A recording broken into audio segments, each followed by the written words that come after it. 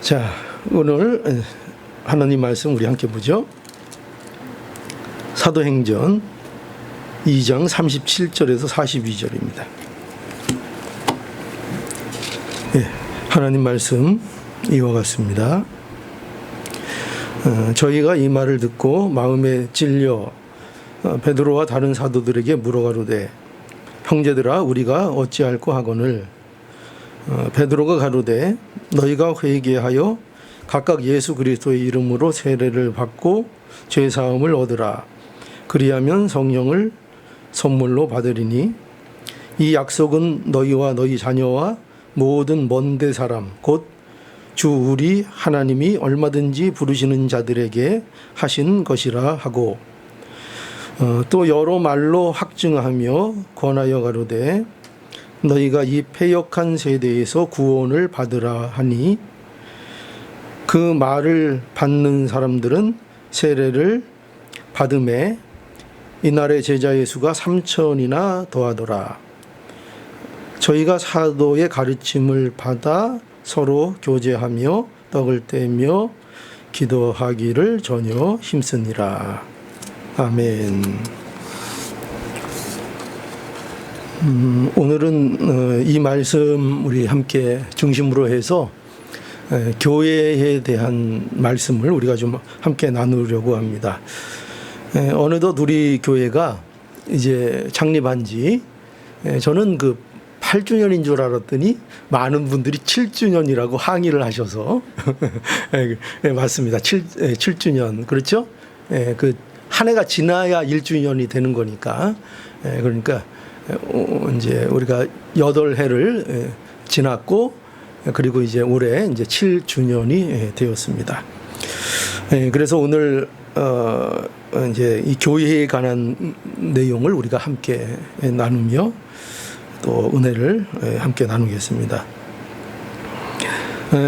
오늘 이 본문에는 보면은 이 본문의 내용이 뭔가 하면 이제 베드로가 그 성령 강림의 사건을 통해서 이제 많은 사람들에게 이제 설교를 했습니다. 베드로의 첫 설교라 이렇게 하는 설교인데 이 설교가 있을 때에 많은 사람들이 이제 회개하는 역사가 일어났고 그리고 세례를 받았고 그리고 제자의 수가 여기 보면은 3천이나 더했다는 그런 놀라운 말씀이 여기 기록되어 있습니다.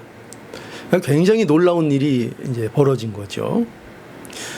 그래서 이런 말씀을 보면은 우리는 이제 어떤 기대를 하게 되냐면은 야, 우리 목사님도 좀 능력 있는 설교를 해서 그냥 한꺼번에 3,000명이 더해지는 이런 놀라운 역사가 우리 교회도 있으면 좋겠다. 뭐 이런 소망이 이제 생깁니다. 예, 감사합니다.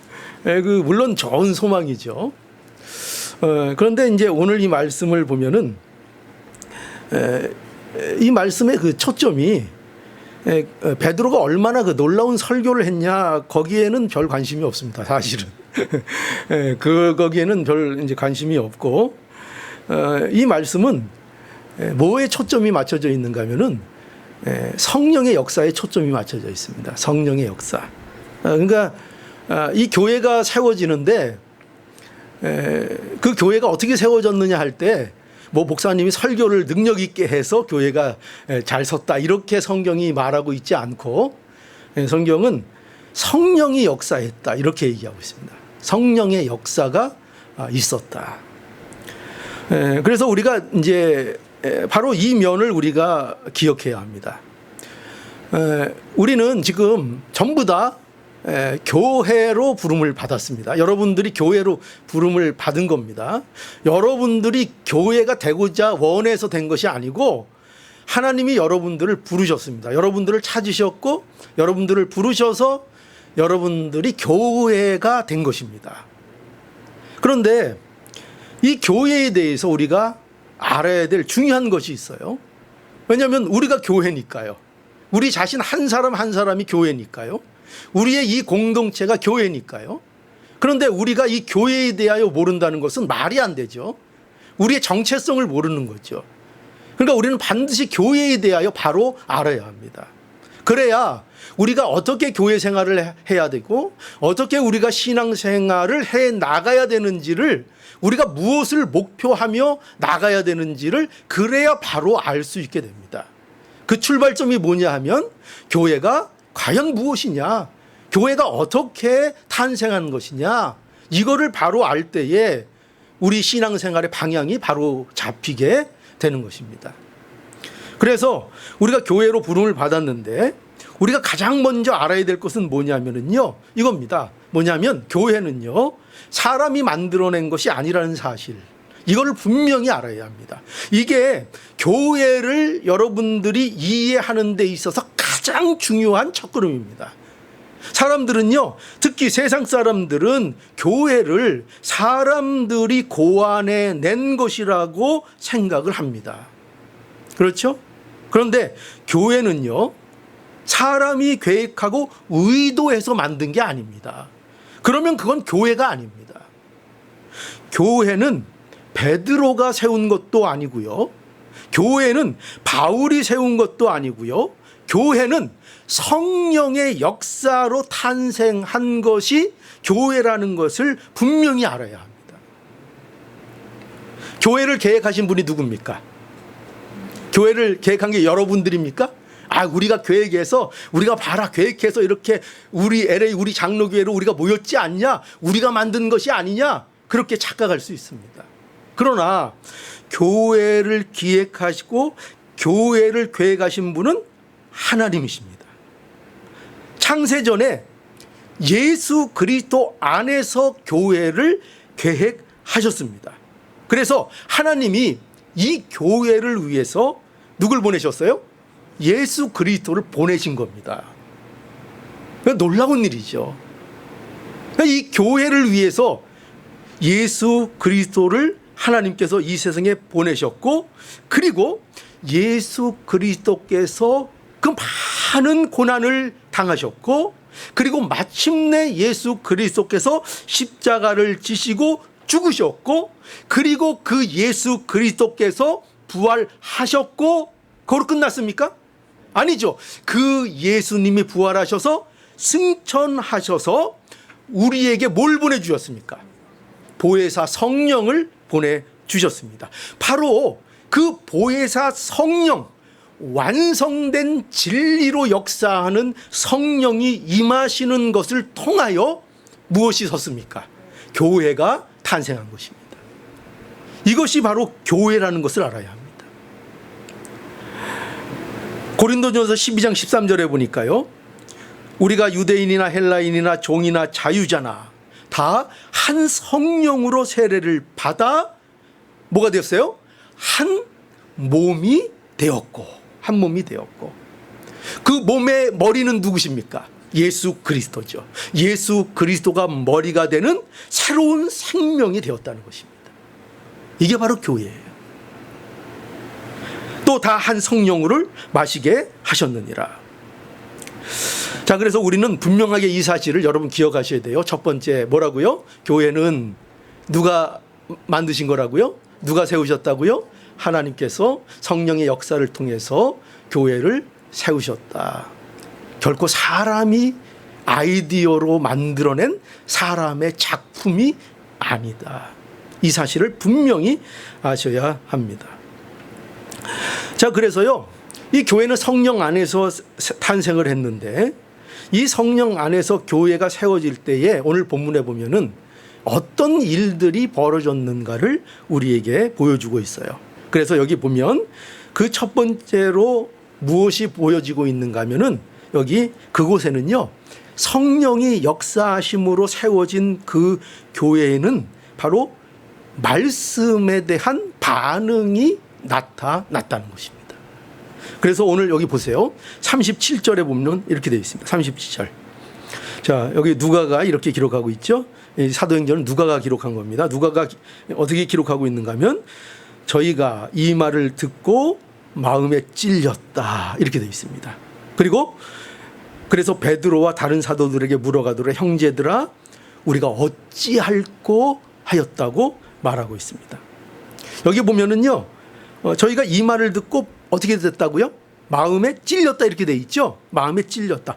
마음에 찔렸다는 것은요, 이게 무슨 표현인가 하면은요, 여러분 화살을 이렇게 쏘면은 화살을 너무나도 세게 당겨서 쏴서 우리가 맞았는데 그 관역이 관통이 돼 버리는 겁니다. 이게 찔렸다는 거예요. 그래서 여기 이 말씀은요, 베드로가 전한 말씀이 사람의 마음을 찔러서 어떻게 했다고요? 관통하는 역사가 일어났다는 거예요. 마음이 뚫려버리는, 마음을 꿰뚫어버리는 역사가 그곳에 나타났다는 거예요. 여러분, 베드로가 무슨 설교를 했게요? 베드로가 어떤 설교를 했게요?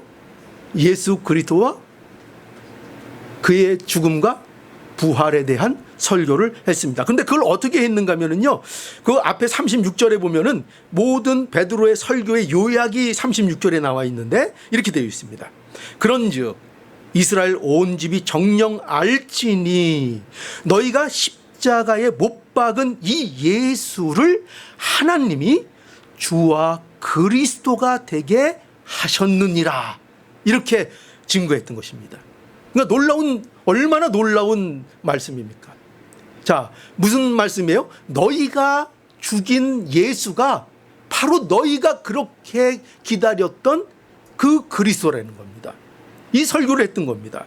그런데 이러한 설교를 들을 때에 사람들의 마음에 찔림이 일어났다 하는 것입니다. 여러분, 이 찔림은요, 어떤 찔림이겠죠? 그 사실을 이제 받아들인 겁니다. 자신들이 핍박하고 자신들이 십자가에 못 박인 예수가 자신들이 그렇게 기다리고 고대했던 그리스도라는 것을 이제 그들이 알게 되었다는 것입니다. 그래서 마음의 가책을 가지게 되고 그들이 마음의 찔림을 갖게 된 것입니다. 여러분, 언뜻 보면은요, 이러한 현상이 꼭 베드로의 설교 때문에 일어난 것 같이 보입니다. 이거 베드로의 능력 아닌가? 또 어떻게 보면은 베드로의 능력이 만약 아니라면은 혹시 그 청중들이 말씀을 잘 받아들이는 신실한 자들이고 그들이 좀 착한 자들이었는가, 이렇게 생각할 수도 있습니다. 그러나 성경은요, 그것을 전면적으로 부인합니다. 아닙니다. 베드로의 능력이 많아서 그런 일이 벌어진 것도 아니고요, 또 그 자리에 모였던 사람들이요, 유난히 마음이 착하고 마음에 어떤 종교성이 있어서 그래서 그렇게 마음의 찔림을 받은 것도 아니고요, 이것은 온전히 성령의 역사라고 말씀하고 있습니다. 여러분, 교회가 탄생할 때에 바로 이러한 일이 나타나는 거예요. 뭐가 증거됐어요? 말씀이 우선 증거되었고요, 그 말씀을 들을 때에 마음에 어떤 일이 생겼어요? 마음에 찔리는 일이 일어났던 것입니다. 그러니까 마음이 찔렸다는 건 이거예요. 뭐냐면 자신의 죄를 깨닫게 되는 역사가 있었다는 거예요. 자신의 죄를 깨닫게 된다는 거예요. 이 놀라운 기적이 교회에 일어나는 겁니다. 그러니까 여러분, 우리에게 있어서요, 정말 놀라운 기적은 여러분 뭔지 아세요? 그것은 다른 게 아니에요. 죄를 깨닫게 되는 거예요. 죄를 알게 되는 거예요. 이것처럼 놀라운 기적은 없어요. 이 세상 그 누구도요, 자신의 죄됨을 인정하지 않아요. 우리의 본성은요, 절대로 우리를 죄인이라고 인정하지 않아요. 거부해요. 그러나 성령이 역사하면요, 우리의 마음에 반드시 어떤 일이 일어나는가? 우리의 죄를 깨닫게 된다는 것입니다. 죄가 무엇인지를 알게 된다는 거예요. 그래서 교회는요, 바로 이러한 성령의 역사가 일어나는 것이 바로 교회라 하는 것입니다. 교회는 뭐에 반응한다고요? 성령이 역사하는 교회는 어떤 반응이 있다고요? 말씀이 증거할 때 말씀에 대한 반응이 일어난다 하는 것입니다. 그래서 교회는 하나님의 말씀이 증거될 때 마음의 찔림이 일어나고요, 그래서 참 이거 어떻게 하면 좋은가, 우리 어떻게 하면 좋은가 하는 이러한 탄식이 우리 가운데 나타나게 된다는 것입니다. 말씀이 마음을 관통해 버리니까요. 그러니까 말씀이 증거될 때 여러분, 우리의 실체가 드러나는 거예요. 우리가 어떤 존재인가. 그래서 말씀이 증거될 때 이러한 우리의 실체가 드러나는 것이 이것이 성령의 역사고, 이러한 일이 우리에게 있는 것이 복이라는 것을 우리가 알아야 한다는 것입니다. 그래서 요한복음 16장 7절에서 9절에 보면 예수께서요 이런 말씀을 하셨어요. 내가 떠나가는 것이 너희에게 유익이라. 그 이유가 뭔가 하면, 내가 떠나가지 아니하면 보혜사가 너희에게 오시지 아니할 것이요, 내가 가면 그를 너희에게 보내리니 그가 와서, 여기 보세요, 뭐래요? 죄에 대하여, 의에 대하여, 심판에 대하여 세상을 책망하시리라. 죄에 대하여라 함은 저희가 나를 믿지 아니하며, 그 죄의 정체가 뭐라는 거예요? 예수를 안 믿는 게 그 죄의 근본적인 정체라는 거예요. 그런데 세상은 그것이 죄라는 것을 안다고요, 모른다고요? 절대로 몰라요. 그걸 몰라요. 그러나 성령이 임하시면 성령의 역사를 통해서 말씀이 증거되고, 그 성령이 역사할 때에 바로 우리가 하나님 앞에 어떠한 죄인인가를 우리가 알게 되고 그것을 깨닫게 된다고 말씀하고 있는 것입니다. 여러분, 그래서요 교회에서는요 뭐가 있어야 되는가? 교회에는요 물론 기쁨도 있어야 돼요, 그죠? 잔치와 같은 분위기도 있어야 돼요. 그런데 교회는 또 그묻지 않게 있어야 되는 게 뭐냐면요 애통이에요. 애통함이 있어야 돼요. 뭐에 대한 애통함이요? 죄에 대한 애통함. 그래서 저는 이렇게 말하겠어요. 뭐냐면요, 교회의 기본 정서가 뭐냐 할 때 그것은 저는요 그 대표를 애통함이라고 말씀드릴 수 있어요. 애통합니다. 또 뭘까요? 애통함. 또 여러분 뭐 생각할 수 있어요? 비슷한 거. 예수님의 성품 뭐예요? 예수님의 성품 대표적인 게 뭐죠? 인자심도 있고, 또 예수님은 어떤 분이라 그랬어요? 자신을. 나는 온유하고 겸손하니. 그죠? 예수님은 온유하고 겸손한 분이라 그랬어요. 그러니까 여러분 생각해 보세요. 예수님이 그런 분이시니까, 그분이 교회의 머리이니까 교회에는 어떤 정서가 지배적이어야 되겠죠? 교회에는 온유와 겸손이 있어야 되는 거예요.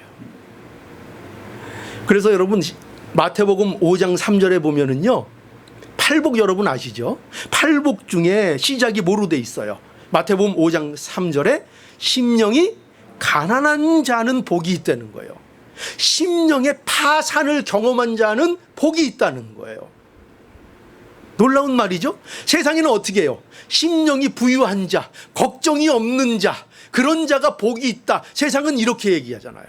그런데 성경에서 말하는 천국 백성의 복의 대표가 뭐냐면요, 심령이 가난한 거예요. 마음에 가난한 거예요. 마음이 마치 파산을 당해서 아무것도 없는 절대적인 가난을 경험하는 거예요. 이것이 바로 복이라고 말씀하고 있어요. 그리고 계속 이어서 나오는 복이 뭐예요? 두 번째로 나오는 복이 애통하는 자는 복이 있다, 이렇게 말씀하고 있잖아요. 애통하는 자는 복이 있나니 저희가 뭐를 받아요? 위로를 받는다고요. 죄에 대한 애통함, 내 실체에 대한 애통함, 이 애통함이 있을 때 하나님의 위로가 있다는 것을 알아야 돼요. 그러니 나에게 죄에 대한 애통함이 없으면 하나님의 위로가 있어요, 없어요? 위로가 없어요.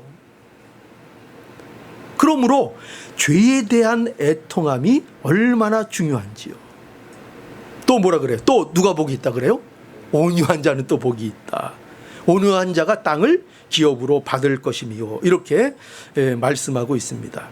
그래서 보세요. 다 이 복들의 내용 우리가 뒤거 다 안 살펴봐도 여러분 보시면은 다 알아요. 다 복의 내용이 뭐냐면은요, 전부 다 그 기본 정서가 그 마음에 애통함이 있는 거예요.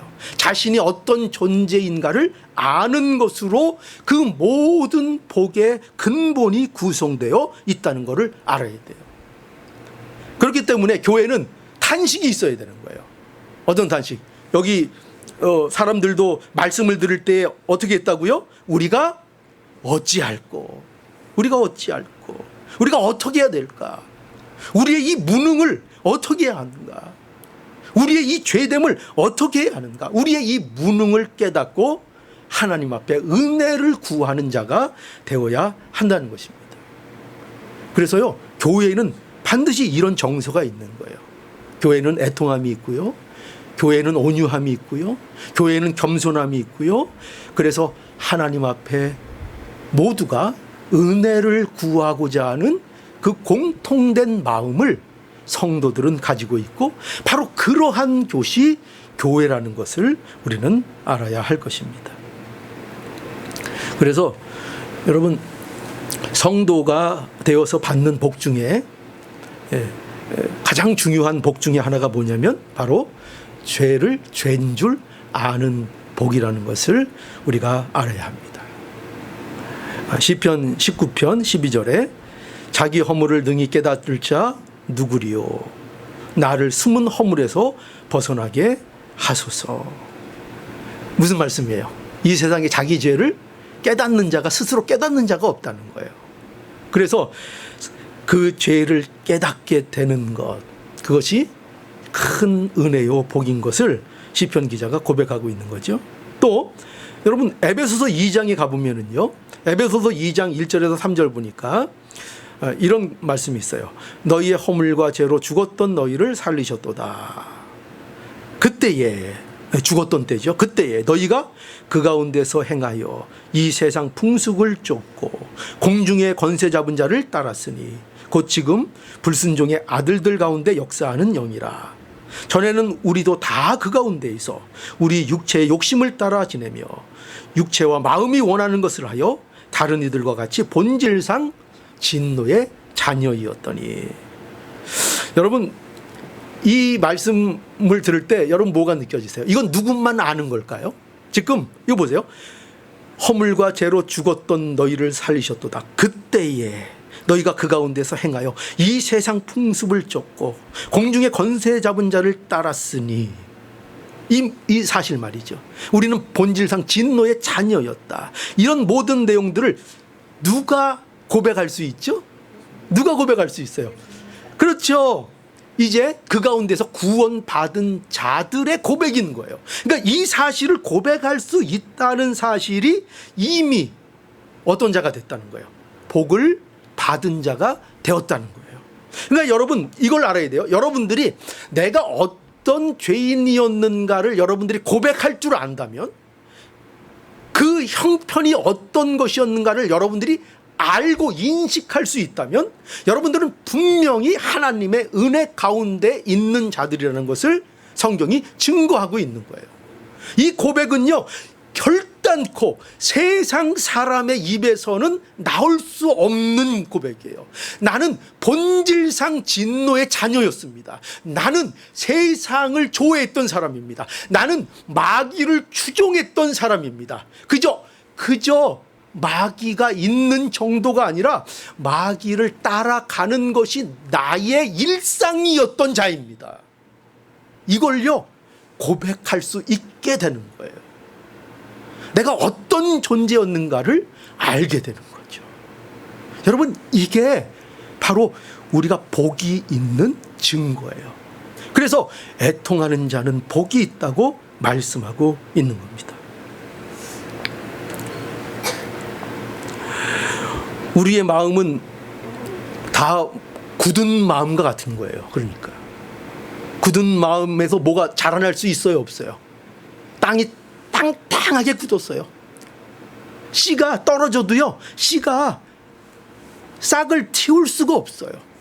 왜요? 그 땅이요, 너무나 완고하고요, 너무나 딱딱하게 굳어져서요, 거기에서는 어떠한 생명의 역사도 일어날 수가 없는 그런 땅이에요.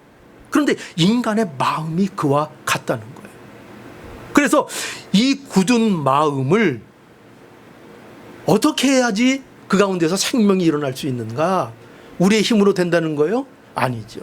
성령의 역사가 일어나면 성령께서 말씀을 통해서 그 완고한 그 땅을 갈아 엎어 버리신다는 겁니다. 이게 성령의 역사인 거예요. 그래서요, 교회는요, 반드시 이러한 역사가 일어나는 것이 교회인 거예요. 교회는 날마다 어떤 일들이 벌어지는가 말씀이 증거되고요. 그 말씀을 통해서 그 말씀이 나의 마음을 관통하는 역사가 일어나고요. 그 관통을 통해서 내가 죄인이라는 고백이 우리 중에 일어나고요. 그것을 통해서 우리의 마음이 갈아엎어지는 새 생명의 역사가 일어나는 곳, 그것이 바로 교회라는 것을 알아야 합니다. 오늘도 하나님의 말씀을 통해서 우리의 마음이 갈아엎어지기를 원합니다. 우리의 마음이 뒤집어지기를 원합니다. 그래서 우리의 마음 속에서 생명이 자라날 수 있는 우리의 마음이 되어서 우리 마음 속에 하나님의 나라가 풍요롭게 누려지는 놀라운 은혜가 있기를 원합니다. 이게 교회에게 주신 복인 거예요.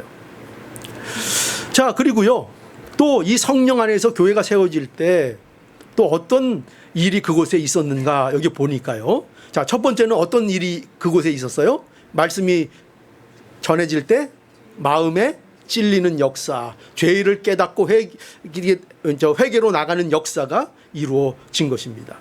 그리고 두 번째로 성령 안에서 교회가 세워질 때에 그곳에 어떤 일이 생기는가 할 때 여기 보니까 보면은 여기 38절에 아주 중요한 말씀이 있는데 그것은 회개가 그곳에 있었다는 거예요. 회개가 있었다. 자, 38절입니다. 한번 보시죠. 여기 베드로가 우리가 어찌할꼬 하는 자들에게 이제 이렇게 대답을 한 겁니다.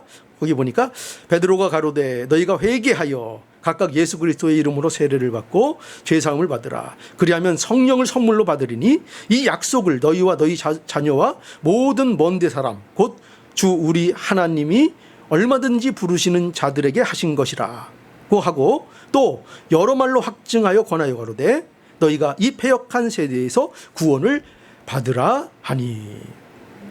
자, 여기 보니까요, 베드로의 설교를 듣고 성령의 역사로 자신들이 죄인됨을 알게 된 자들이 자신들이 이제 그럼 어떻게 해야 하는지를 이제 물어본 거예요. 그렇죠? 그렇게 물어봤는데 그때 이제 베드로가 이 말을 한 겁니다. 근데 이 대답의 핵심이 뭐예요? 여기 보니까 이 대답의 핵심이 회개예요. 회개. 그죠? 회개하여. 그러니까 여러분, 교회가 예수 그리스도 안에서 주신 구원을 누리는 일에 있어서 가장 핵심이 되는 게 뭐냐? 그게 바로 회개라고 말씀하고 있는 거예요. 여러분, 구원은 어떻게 우리가 받아요? 구원은요, 우리가 구원을 찾는 게 아니에요. 우리가요, 절대로 이걸 오해하면 안 돼요. 기독교의 구원은요, 절대로 우리들이 찾아내는 구원이 아니에요. 우리가 하나님을 찾는 게 아니에요. 그렇게 얻어내는 게 아니에요. 우리 자신은 우리를 구원할 수도 없어요. 그런데 오직 하나님이 우리를 어떻게 해요? 부르심으로 구원이 이루어지는 거예요. 하나님이 우리를 찾으시는 거예요. 구원은 하나님의 은혜로 얼마든지 주시는 구원이에요. 누구에게? 하나님이 부르시는 자들에게, 하나님이 선택한 자들에게. 그래서 구원을 이렇게 하나님께서 우리에게 베풀어 주시는데, 그런데 이 교회는요, 이 구원을 어떻게 해야 되는가? 이 구원을 이제 그러면 어떻게 해야 되겠어요? 받았으니 좋은 거 여러분 받으면 어떻게 해야 돼요? 누려야 되는 거잖아요. 누려야 돼. 그런데 이 구원을 누리는 일에 있어서 절대적으로 필요한 게 뭐냐? 그게 뭐라는 거예요? 이게 회개라는 거예요. 회개. 그러니까요, 천국을 누리는 일에, 또 우리 좁은 문 얘기했죠. 좁은 문을 우리가 걸어가는 일에 있어서 뭐가 없으면은 그 좁은 문이 성립이 안 되는가 할 때, 회개가 없으면 좁은 문이 성립이 안 돼요. 내 스스로 아무리 나는 좁은 문 갑니다, 그렇게 내가 주장을 해도 그 삶 속에 하나님을 향한 회개가 이루어지지 않으면 그건 좁은 문을 가는 게 사실은 아니에요. 갈 수가 없어요. 성도의 길은요, 회개 없이 갈 수 있는 길이 아니에요. 그러므로 우리가 천국을 누리는 데 있어서 절대적으로 필요한 건 뭐냐? 절대적인 회개가 필요하다는 것을 알아야 돼요. 여러분, 그런데 문제는 뭔지 아세요? 회개를 모른다는 거예요. 성도들이요, 교회를 그렇게 오래 다녀도요, 회개가 뭔 줄 모르는 경우들이 굉장히 많아요. 여러분, 회개는 뭘까요? 회개의 근본은 뭐냐면요, 분명히 기억하세요. 회개는요, 돌이키는 거예요. 회개는 돌이키는 겁니다. 여기에서 베드로가 말하는 회개는요, 어떤 돌이키는 것이냐 할 때 이들은 뭘 돌이켜야 됐을까요? 지금 그 베드로의 말을 듣는 그 사람들은요, 과연 뭐를 돌이켜야 됐을까요? 뭐를요? 예수 그리스도에 대한 생각이에요. 그리스도에 대한 생각을 바꿔야 되는 거예요. 즉 그리스도에 대한 잘못된 관념을 그들은 돌이켜야 되는 거예요. 그대로 가지고 있으면은요, 그거는요 절대로 회개가 되는 것이 아니에요. 자, 유대인들은 어떤 생각을 갖고 있었어요? 유대인들은요, 그리스도를 기다렸는데요, 그들은 정치적, 군사적, 문화적, 세상적인 그리스도를 기다렸어요. 지금도 유대인들은 그 그리스도를 기다려요.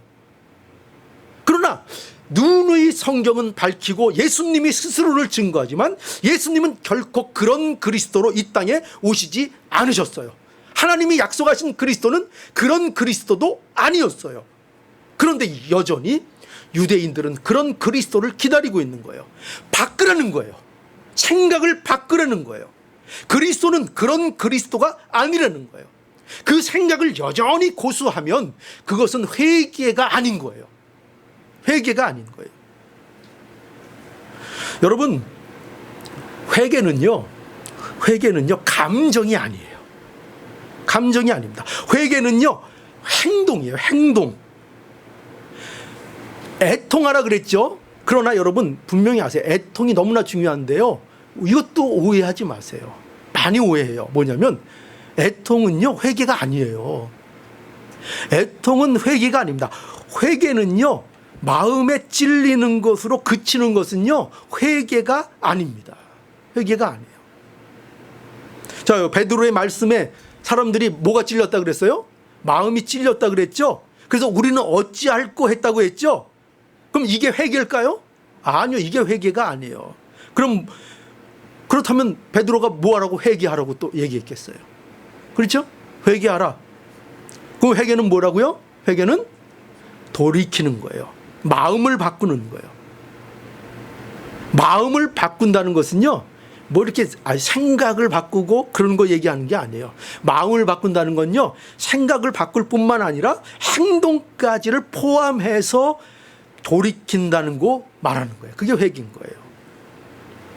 여러분, 그러니까요, 제발 속지 마세요. 여러분들이요, 어떤 일을 가지고 울고 불고 가슴을 치고 막 찢고 막 가슴을 손가락으로 막 긁고 이랬어도요, 그래도요 그거 회개 아니에요. 그거 회개 아니에요.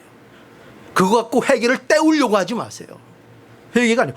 회개는요 감정으로 때우는 게 아니에요. 감정으로. 회개는 그 자리에서 어떻게 하는 거예요? 돌이키는 거예요. 180도 그 자리에서 돌이키는 거예요. 돌이키는 거예요. 회개는 그렇게 간단한 문제가 아니에요. 그렇죠? 많은 성도들이 근데 오늘날 어떻게 합니까? 죄 짓고 또 회개하고. 아니 뭐 하나님이 늘 용서해 주신댔는데 뭘. 죄에 대한 두려움이 없어요. 그래서 또 나가서 죄 짓고. 또 뭐 다음 주에 교회 가는데 교회 가서 또 시컨 뭐 회개하지. 그것도 또 죄 짓고. 여러분, 그런 게 아니라는 거예요. 신앙생활은 그런 게 아니고 그것은 회개가 아니라는 거예요. 근데 우리는 밤낮 그것을 진정한 회개인 줄 아는 거죠. 자, 그래서 우리가 이 회개에 대해서 잘 알아야 되고, 회개는 그래서 우리가 또 알아야 될 게 뭐냐면, 회개는 두 가지가 있어요. 뭐냐면 근본적인 회개가 있고 우리가 또 믿은 다음에 하는 회개가 있는 거죠. 그렇죠? 근본적인 회개. 단 한 번 이루어지는 회개. 우리의 삶의 방향을 완전히 바꾸는, 세상을 떠나 하나님께로 우리의 방향을 두는 이 돌이킴이 우리에게 일어나는 거예요. 그죠? 이거 우리의 일생에 한 번 일어나요. 한 번. 그리고 그렇게 회개한 자들은 또 삶 속에서 또 뭐가 계속 일어날까요? 회개하는 삶의 역사가 계속 일어나게 되는 거죠. 우리가 살면서 짓게 되는 죄들에 대해서 회개하고 그 회에 대해서 돌이키는 역사들이 일어난다는 것입니다. 그래서 예수님은 이것을 비유로 어떻게 비유하셨는가 하면은 마치 근본적인 회개를 목욕하는 것으로, 그죠? 목욕하는 것으로 말씀하셨고, 또 우리의 삶 속에서 날마다 하는 회개를 그 발을 씻는 것으로, 그래서 외출했다 들어오면은 또 발을 또 씻어야 되잖아요. 그런 것처럼 또 회개를 말씀하셨습니다. 그러니까 결론적으로 우리의 삶 속에 뭐가 꼭 있어야 된다는 거예요. 회개라는 것이 우리의 삶 속에는 분명히 있어야 하고, 교회가 그런 곳이라는 거예요. 교회는 하나님께 대한 회개가, 돌이키는 역사가 교회 속에서 날마다 이루어진다 하는 것입니다. 그래서 이 회개라는 것은요, 하나님의 선물입니다. 하나님의 선물. 중요한 것이. 그래서 사도행전 5장 30절 31절에 보니까 너희가 나무에 달아 죽인 예수를 우리 조상의 하나님이 살리셨고 이스라엘로 회개케 하사, 이렇게 하셨거든요. 그러니까 회개케 하시는 것은 누가 하시는 거예요? 하나님이 하시는 거죠. 놀랍게도요, 회개는요, 사실 문제는 뭐냐? 우리가 할 수 없다는 거예요. 회개는 반드시 여러분 알아요. 회개는 하나님의 선물이고요. 회개는요, 더 우리의 믿음의 여정에서 정확하게 얘기하면은요, 회개는 예수 그리스도를 믿는 자라야, 중생한 자라야 할 수 있는 것이 회개인 거예요. 여러분 이 사실을 알아야 돼요. 그러니까 회개가 있다는 것은 뭐예요? 그가 구원을 받았다는 명확한 증거예요. 회개가. 그러니까 회개를 해서 내가 하나님의 자녀가 되는 게 아니에요. 회개를 해서. 여러분 생각해 보세요. 죽었는데 하나님을 찾아요? 우리의 영혼이 죽었는데? 나의 죄를 내가 죽었는데 알까요? 내가 죽었었다는 걸 아는 건 뭐예요? 언제 비로소 그걸 알게 돼요? 살아났을 때예요. 그래서 우리가 예수님을 믿는다고 고백하고, 우리가 하나님 앞에 회개를 고백하고, 또 심지어 우리가 세례를 받는 이 모든 일들은 뭐의 증표로 우리가 하는 것이냐 하면, 우리가 예수 그리스도 안에서 이미 구원을 받았다는 증거로 다 행해지는 거예요. 세례도 마찬가지고요. 세례를 받아서 여러분들이 구원을 받는 게 아니에요. 세례로 절대 구원을 못 받아요. 여러분들이 회개로 구원을 절대 못 받아요. 다 그건 뭐냐면은 여러분들이 구원을 받아서 살아나서 물에서 건져놨더니, 아, 하나님이 저를 살리셨군요, 하나님이 계시군요를 그때 비로소 고백하는 여정을 살고 있는 거예요. 그러니까 여러분들이 고백하고 있다는 것은 이미 그 안에 뭐가 있다는 거예요? 하나님의 생명이 이미 여러분 안에 있고 천국이 이미 임했다는 거예요. 그것이 임해서, 그래서 목사님, 제가 예수님이 나의 구주인 걸 알게 되었는데요, 이걸 기념하고 이걸 어떻게 세상에 증거할까요? 목사님, 아무래도 세례 받아야 되겠습니다. 이렇게 되는 거예요. 세례를 받아서 구원을 받는 게 아닙니다. 회개도 절대로 내가 구원받지 않으면 회개라는 것이 나오지 않아요. 그러므로 우리는 회개가 하나님의 놀라운 선물이라는 것을 알아야 할 것입니다. 교회는 그래서 날마다 이 기적이 일어나는 거예요. 교회는 회개의 기적이 교회에서 일어나는 거고요. 교회는요, 회개하는 사람들이 교회에 있는 거예요. 자, 회개가 뭐라고요? 회개의 근본적인 의미가 뭐라 그랬어요? 돌이키는 겁니다. 여러분, 돌이킬 거 있으세요? 여러분, 돌이켜야 될 거 있으세요? 예, 있으면 돌이키세요. 돌이키셔야 됩니다. 그냥 마음으로 안타까워한다고 되는 문제가 아니에요. 맛있는 거 있는데 그 맛있다 암만 얘기해도 100번을 쳐다봐도 그게 내 영양가가 되지 않아요. 내 생명이 되지 않아요. 감정이 아니에요. 회개는 어떻게 하는 거예요? 돌이키는 거예요. 여기 촛불이 있어요. 촛불 꺼지게 해주세요. 밤낮 기도해도 안 꺼져요. 어떻게 하는 거예요? 가서 후 불어버리는 거예요. 행동을 해야 되는 거예요. 행동이 바로 회개의 본질이에요. 돌이키는 거예요.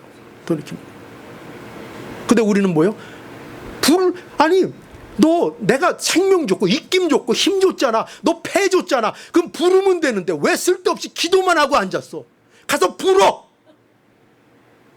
하나님이 하시는 말씀은 그거예요.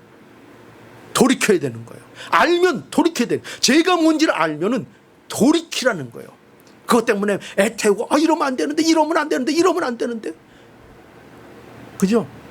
어떤 사람이 난 술 안 먹어야지, 절대로 안 먹어야지 하는데 그냥 너무 강구해서 한 잔 먹었대요. 어쩔 수 없이. 그러다가 정신 잃고 다음 뭐 이러니까 정신을 잃었죠. 자기가 모든 거예요? 안 먹어야 되는 걸 누가 먹은 거예요? 자기가 먹은 거잖아요. 자기가. 회개는요, 안 하는 거예요. 틀렸다고 믿으면 안 하는 거예요. 자, 그래서 교회는 이런 기적들이 일어나고요. 그런데 이제 성령으로 세워진 교회는요, 이제 마지막으로 이제 어떤 역사가 일어나는가 보니까 여기 41절과 42절 우리 한번 볼까요? 41절과 42절입니다. 자, 우리 함께 보죠. 시작. 그 말을 받는 사람들은 세례를 받음에 이날에 제자의 수가 3,000이나 더하더라. 저희가 사도의 가르침을 받아 서로 교제하며 떡을 떼며 기도하기를 전혀 힘쓰니라. 예, 여기 보니까 이제 성령으로 세워진 교회의 모습을 우리에게 말씀해 주고 있죠. 그러니까 베드로의 설교의 결과 어떤 일이 벌어졌다고요? 사람들이 세례를 받았다. 그리고 이날에 제자의 수가 3,000이나 더했다. 이렇게 이제 말씀하고 있고, 놀라운 일을 기록하고 있어요.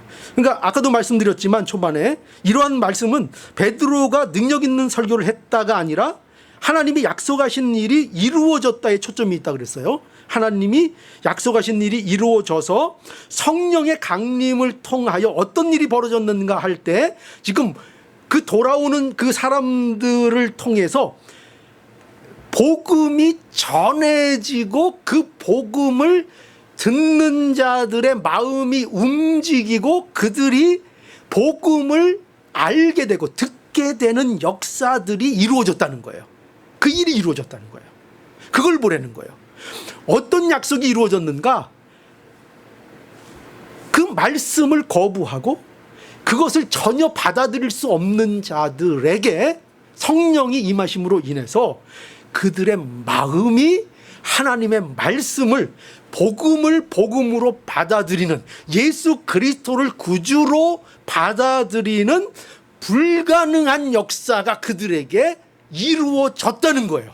이루어졌다는 거예요. 그 일이 교회를 통해서 증거가 되고 그 일이 교회를 통해서 회복이 된 것을 보여주고 있는 거예요. 그걸 보여주고 있는 거예요.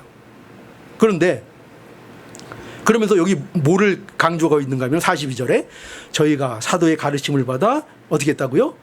서로 교제하며 떡을 떼며 기도하기를 전혀 힘썼다. 자, 여기에 또 중요한 게 있어요. 뭐냐면 교회는 어떤 일시적인 현상으로 끝나지 않는다는 거예요. 교회는요 무슨 성령이 강림할 때의 그런 어떤 막 열정, 감동, 열이 막 불같은 역사 이런 것으로 교회가 끝나는 게 아니라는 거예요. 그걸로 끝나는 것이 아니라 그 교회는요 일시적이가 아니라 그 교회의 역사는 지속된다는 거예요. 여기에 포인트가 있어요. 지속된다. 어떻게 지속돼요? 저희가 사도의 가르침을 받아 서로 교제하며 떡을 떼며 기도하기에 전혀 힘쓰는 교회가 되는 거예요. 그러니까 이 일이 일시적인 것이 아니라 어떻게 돼요? 계속되는 교회를 말하고 있는 거예요. 그래서 여러분 성령의 역사로 세워진 교회는요 바로 이 지속성을 갖게 되는 거예요. 거기는 계속 어떤 역사가 일어나요. 자, 우리 교회도 보세요. 우리 교회 안에서도 계속 어떤 역사가 일어나죠? 말씀을 가르치는, 그죠? 말씀의 가르침을 받고 배우는 역사가 계속 지속되는 거예요. 그리고 그 말씀 안에서 뭐가 이루어져요? 교제가 이루어지고 그 말씀 안에서 서로 떡을 떼며, 그죠? 떡을 뗀다는 것은 성찬의 의미도 있고 또 애찬의 의미도 있어요. 우리는 둘 다 하죠. 그죠? 우리 성찬식도 행하고 그리고 또 점심시간에 같이 음식도 함께 나누며 애찬을 나누죠. 우리 다 합니다. 그죠? 얼마나 성경적이에요. 그죠? 얼마나 성경적이에요. 이러한 일들 그리고 기도하는 일이 교회 안에 계속 되어진다는 것입니다. 여러분 이것은요 결코 구원의 조건으로 우리에게 요구하는 게 아니에요. 너희가 사도의 가르침을 받아라. 교제를 해야 된다. 떡을 떼야 한다. 열심히 기도해야 된다. 그래야 너희들이 구원을 받는다. 이 말씀을 하고 있는 게 아니라 이 모든 것들은 뭐예요? 구원을 받은 표들. 이 표들이 교회에 지속적으로 행해져야 이게 참다운 교회의 모습이라고 말씀하고 있는 거예요. 참 그러니까 교회는요 참 이 기적이 계속 일어나는 것이에요. 기적이. 여러분 기적을요 이상하게 생각하시면 안 돼요. 기적은요 무엇보다도 놀라운 기적들이 오늘도 교회에서 계속 일어나고 있는 거예요. 생각해 보세요. 여러분 계속 가르치고 계속 가르침을 받고 그것도 뭐예요? 이게 뭐 세상에 무슨 돈 버는 법 우리가 배우고 있어요? 세상을 뭐 잘 사는 법 배우고 있어요? 뭘 배우고 있어요? 뭘 듣고 있어요? 복음을 듣고 있어요. 세상 사람들이 생각하면은요 정말 말도 안 되는 걸 우리는 계속 듣고 있어요. 그렇죠? 그걸 듣고 있다고요. 이런 일이 어떻게 가능해요? 이런 일들이 어떻게 이렇게 계속 교회에서 지속될 수 있어요? 이게 어떻게 계속되죠? 이게 기적이잖아요. 성령의 역사로 이 일이 계속 지속이 되고 있는 것입니다. 교제, 성령 안에서의 교제, 떡을 떼며 하는 이 일들이 계속 이루어지는 거예요. 그러니까 우리는 오늘도 기적을 여기서 경험하고 있는 거죠. 여러분 기적이에요 지금. 아니, 나 이걸 어떻게 표현해야 될지 모르겠어요. 이 기적의 현장에서 여러분 우리는요 지금 어떤 현장이 있냐면요 예수님이 오병이어로 떡을 나눠줄 때 그 많은 5천 명 어떻게 보면 2만 명 가까이 되는 사람들이 오병이어로 모든 사람들이 나눠 먹는 그 현장에 있는 그 감격보다도 사실은 우리가 더 큰 기적 안에 놓여 있는 사람들인 거예요, 사실은. 근데 표정들이 그래요? 지금 앞에서 막 홍해가 갈라지고 막 있다고요. 그거 보는 사람들이 전부 다 막 이러면서 봤겠어요? 홍해가 이랬을 거 아니에요. 근데 우리가 지금 경험하는 이 기적들, 우리가 교회에 나와서 말씀 계속 배우고 교제하고 뭐 시덥지 않은 것 같고 전부 다 모여서 막 하하하 웃고 서로 좋아하고 이렇게 그런 기적은 눈꽃만큼도 못 따라오는 기적이라고요. 이게 지금 그 현장 속에 우리가 있는 거예요.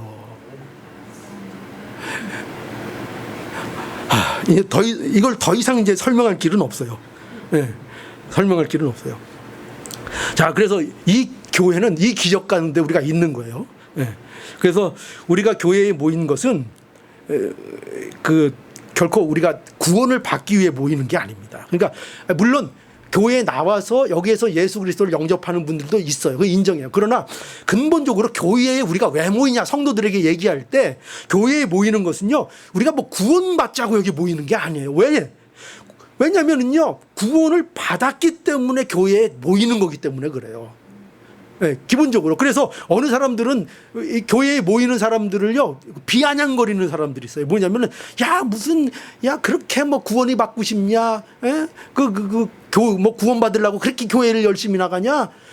그거는요 뭐 자기가 뭐 아는 것처럼 얘기하는데요 교회가 뭔지도 모르고요 성도가 뭔지도 모르고요 믿는 게 뭔지도 전혀 모르는 거예요. 전혀 모르는 거예요. 교회는 왜 성도들이 모이는가? 구원받자고 천국 가자고 모이는 게 아니에요. 그것이 아니라 이미 우리 안에 새 생명이 있어서, 그래서 우리가 그 하나님의 사랑과 은혜를 거부할 수 없어서 우리는 이 자리에 나올 수밖에 없는 거예요. 그래서 교회에 우리가 함께 모여 찬송하고 말씀 듣고 우리가 함께 이 시간을 보내는 거예요. 우리에게 구원이 있다는 걸 믿기 때문에, 우리에게 천국의 현실이 있는 거예요. 우리 교회는 구원을 받은 자들의 증거가 넘치는 교회가 되어야 되는 거예요. 그래서 LA 우리 장로교회는 구원받은 자의 증거가 넘치는 교회가 되기를 바랍니다. 그렇죠? 네. 얼마나 넘쳐요. 그래서 이 말씀 들으시면서 계속 생글생글 웃으세요. 얼마나 넘쳐요. 얼마나 넘쳐요. 마음의 찔림의 역사가 있기를 원하고요. 하나님의 은혜를 구하는 교회가 되기를 원하고, 그것을 통해서 돌이키는 교회가 되기를 원하고, 지속적으로 하나님 앞에 예배드리고 우리의 믿음의 열매들을 지속적으로 우리의 삶 속에서 만들어내는 하나님의 영광이 나타나는 우리 성도들 교회가 될 수 있기를 간절히 바랍니다. 기도하시겠습니다.